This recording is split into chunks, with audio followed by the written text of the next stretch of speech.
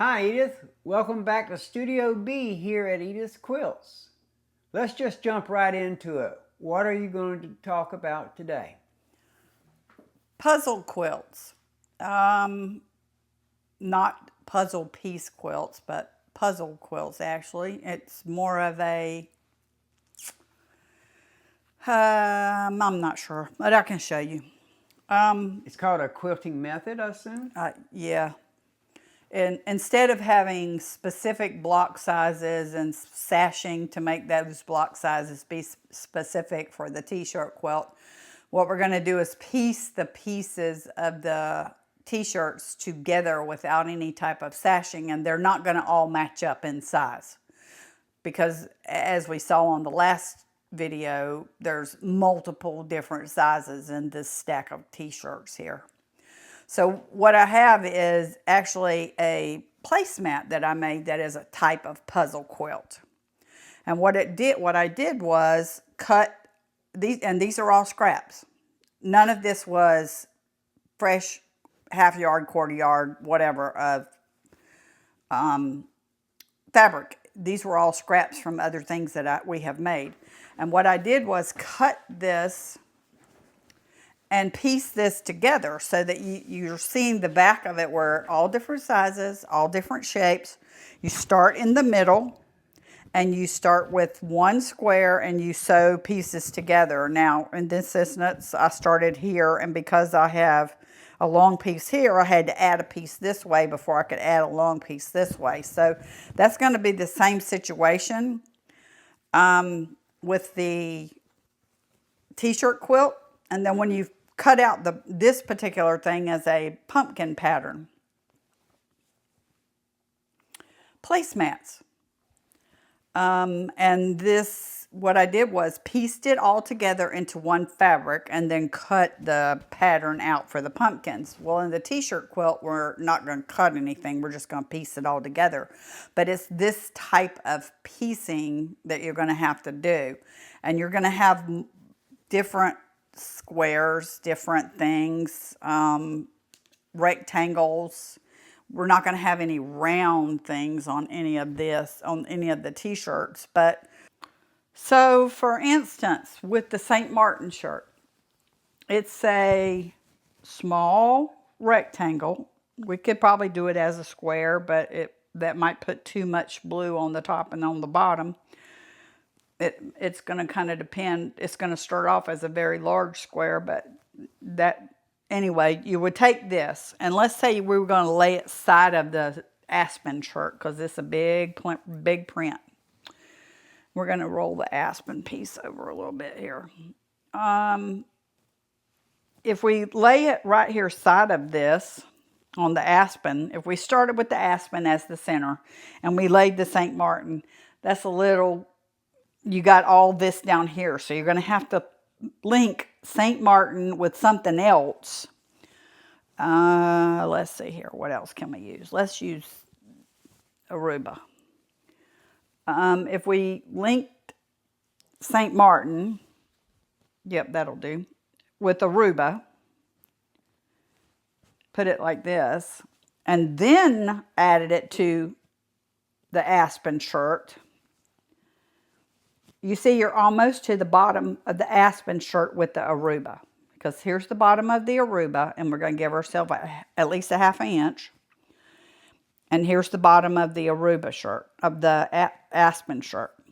Close, very close. So you would be using things like this. Now, if you make the squares very large, let's say you add, because of the size of this shirt, we could add...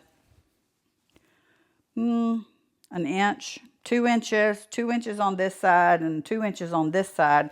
Then you could piece it together with the aspen shirt and maybe come across the bottom of the aspen shirt and cut off the Aruba shirt so that it's pieced together as a collage kind of like thing, or just a continuous square instead of having squares. You know, the regular equal block squares.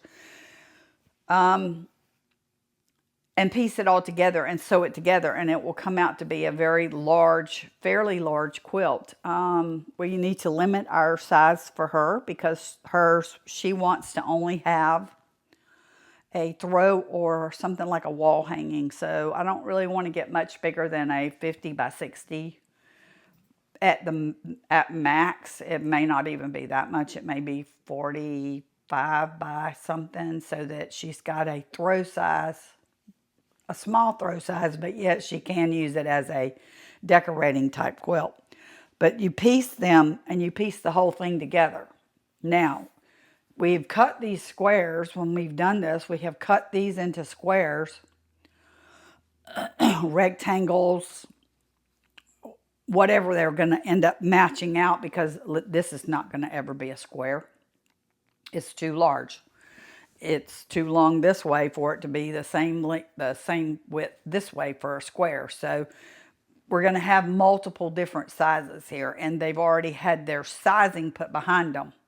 So you're going to lose some of those sizings if you match up this bottom and cut off part of it. You're going to lose part of your sizing, but unfortunately, it's one of those things that's going to happen unless you piece it and show it together on the memory board and then mark where you're going to end up cutting it. But you're going to piece this all together, and it's going to end up looking like an old-fashioned collage, basically, where you're having different kinds of things, matched, but technically it's going to be mismatched. But it's a puzzle to try to put it together, because you're putting together a 16-inch rectangle and a 12-inch square and a 14-inch rectangle and a 5 by 7 rectangle. So it's going to be different sizes. And that's why it's called a puzzle quilt, because it literally is like putting a puzzle together, where you're piecing things together and you're coming up with your design without having that puzzle picture to match whatever you're going to do. Now, if these were all the same size squares, we could cut them out, make them all one square, and you could sew them all together. Or you could put a piece of sashing in between them. And it may end up that we still have to add some fabric to this, depending on how the squares lay out on the memory board. Because I'm going to get what size she wants, but I'm not going to have a space and have to worry about it. So I may end up having to add some type of fabric to it to add those small pieces, but they will be small squares. They will only be probably 2, maybe 3-inch squares, or 3-inch rectangles, 3 by 5 rectangles, or something that way. So it'll just be small pieces that will be added in there. And we may need to do that to add some color because of all the dark shirts that she has here. So we may have to do that to add some color into it, but it's still going to be pieced, as in looks like a puzzle and looks like scrap. Okay, that sounds exciting. So the next step is going to be to iron them all, which we're not going to film you ironing. I think everybody knows how to iron if they're working with fabric. But the next video then will be on cutting them? Cutting them. So you'll lay them out, you'll cut them on your cutting table. And put them on the memory board. And without the sizing or with the sizing? Without the sizing. We'll put them on the memory board without the sizing first to piece them and see how they're going to lay out. And then we will put all the sizing on them after we figure it out. Okay. Because if I have to cut off, if I cut this one in a 12 by 12 and I'm cutting off 6 inches, I don't want to lose that 6 inches of sizing. So we're going to lay them out, because you can lay the fabric over it and turn the edges under and kind of piece it and see what it's going to look like before you add all that sizing. And then we'll add the sizing shirt by shirt to make sure that we have that and put that same shirt right back up on the memory board. Okay, so that's going to be the artistic part of this.